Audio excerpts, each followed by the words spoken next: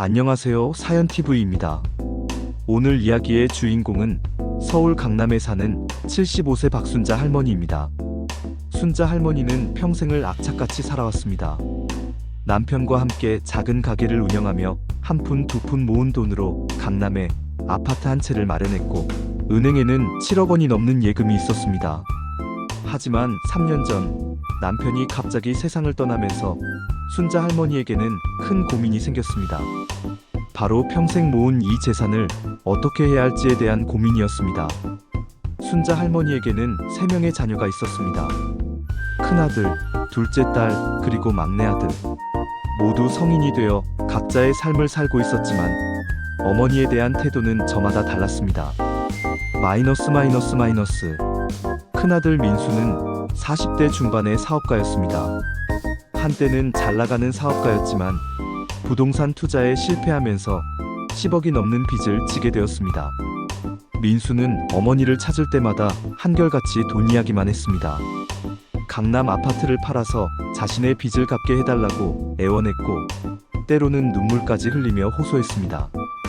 심지어 협박조로 이야기하는 날도 있었습니다. 둘째 딸 수지는 40대 초반의 대기업 임원이었습니다. 성공한 커리어 우먼이었지만 바쁜 일상 속에서 어머니를 챙길 시간은 없었습니다. 명절에도 잠깐 들렀다 가는 게 전부였고 요즘은 어머니를 요양원에 보내야 한다는 이야기만 반복했습니다. 수진의 속내는 간단했습니다. 어머니가 요양원에 가면 강남 아파트를 처분할 수 있고 그 돈을 자신의 사업 확장에 쓸 수 있다는 계산이었습니다. 막내 아들 준우는 30대 후반의 평범한 직장인이었습니다.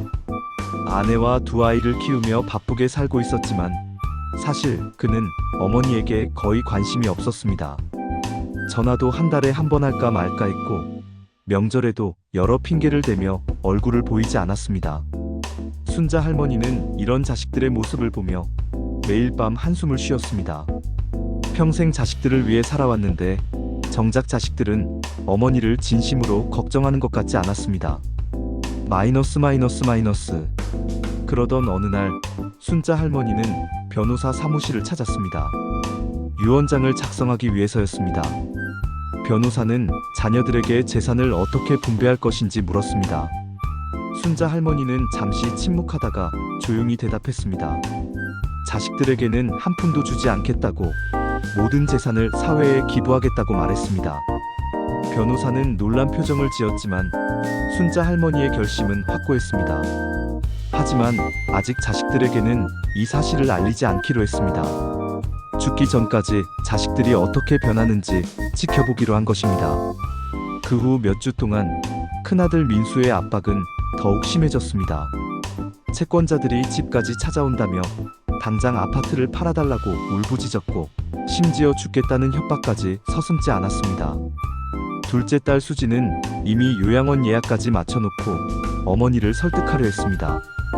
혼자 계시면 위험하다는 명목이었지만 순자 할머니의 눈에는 딸의 진짜 속내가 다 보였습니다.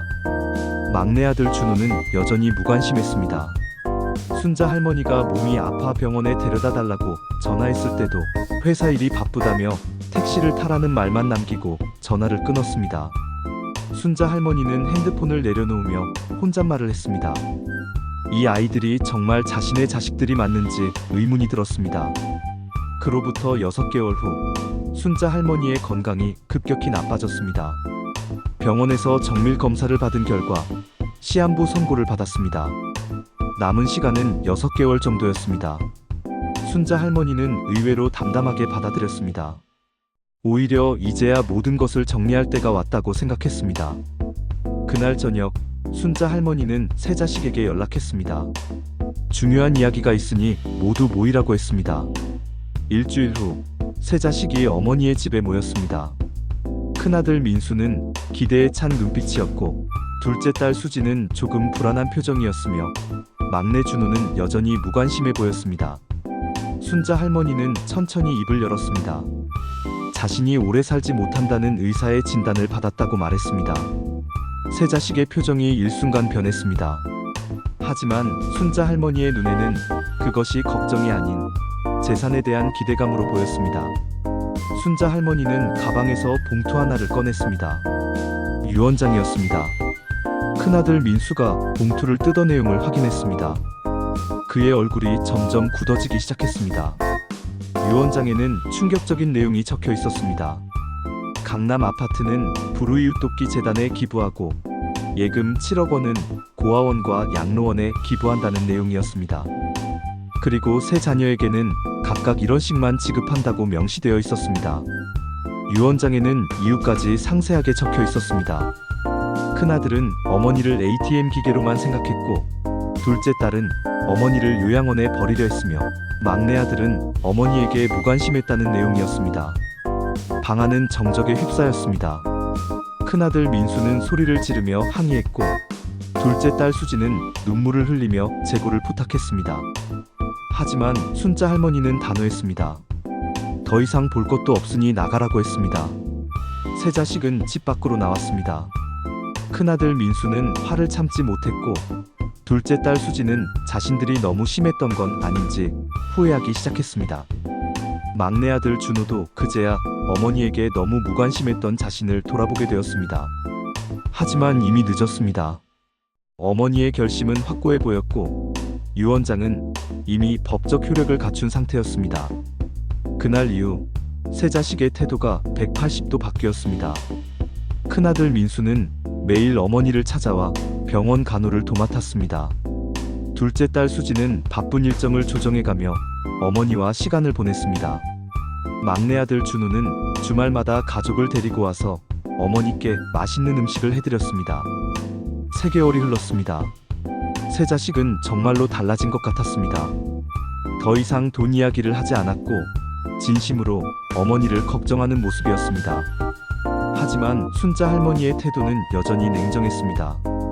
이제 와서 잘해봤자 소용없다는 표정이었습니다. 그러던 어느 날 순자 할머니가 세 자식을 다시 불렀습니다. 이번이 진짜 마지막이라고 했습니다. 세 자식은 불안한 마음으로 모였습니다. 순자 할머니는 새로운 봉투를 꺼냈습니다. 그리고 충격적인 말을 했습니다. 지난번 유언장은 가짜였다고, 자식들을 테스트하기 위한 것이었다고 말했습니다. 세 자식은 놀라서 입을 다물지 못했습니다. 순자 할머니는 계속해서 말했습니다.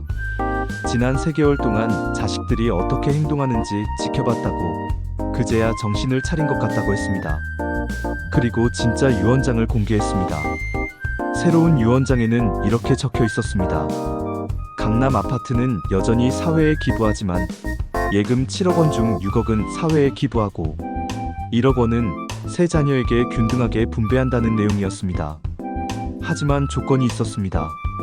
매달 어머니 산소에 참배할 것, 평생 어머니를 기억하며 살 것, 그리고 나눔과 효도의 가치를 자신의 자녀에게 가르칠 것이라는 조건이었습니다. 순자 할머니는 조용히 말했습니다.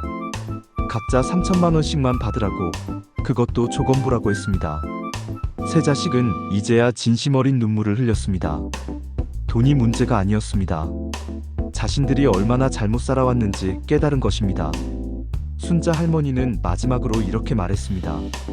돈보다 중요한 것이 있다고, 부모에 대한 사랑과 가족에 대한 책임, 그리고 인간으로서의 도리가 더 중요하다고 말했습니다. 그로부터 1년 후 순자 할머니는 세상을 떠났습니다. 장례식장에는 많은 사람들이 모였습니다. 순자 할머니가 기부한 돈으로 도움을 받은 고아원 아이들과 양로원 어르신들도 함께 찾아왔습니다.